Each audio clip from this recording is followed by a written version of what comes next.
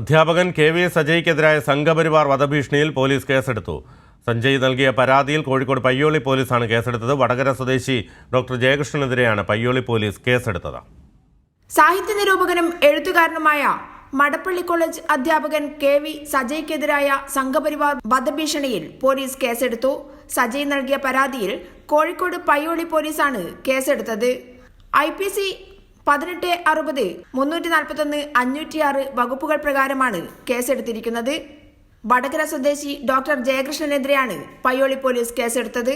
ഞായറാഴ്ച വൈകിട്ട് വടകര മണിയൂരിലെ പുസ്തക പ്രകാശന ചടങ്ങിൽ പ്രസംഗത്തിനിടെ ജവഹർലാൽ നെഹ്റു പുസ്തക വായനക്കാരനായിരുന്നുവെന്നും നരേന്ദ്രമോദി എത്ര പുസ്തകം വായിച്ചുവെന്നത് അറിയില്ലെന്നും രാമായണം മുഴുവനായി മോദി വായിച്ചതായി അറിയില്ലെന്നും കെ.വി. സജയ് പരാമർശിച്ചിരുന്നു.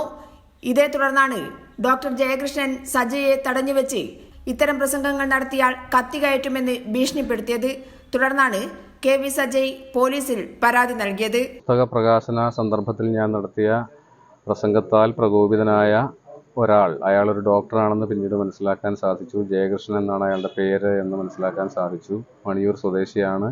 കണ്ണൂരിൽ പ്രാക്ടീസ് ചെയ്യുന്നതായി മനസ്സിലാക്കാൻ സാധിച്ചു. അയാൾ എൻ്റെ അരികിൽ ഒറ്റയ്ക്ക് നിൽക്കുന്ന എൻ്റെ അരികിൽ വരികയും ഈ സമ്മേളന വേദിക്ക് അരികിൽ നിൽക്കുന്നതിൻ്റെ അടുത്ത് വരികയും വളരെ രൂക്ഷമായ രീതിയിൽ വധഭീഷണി മുഴക്കുകയും ചെയ്തു. പയ്യോളി പോലീസ് കേസെടുത്ത് അന്വേഷണം ആരംഭിച്ചു.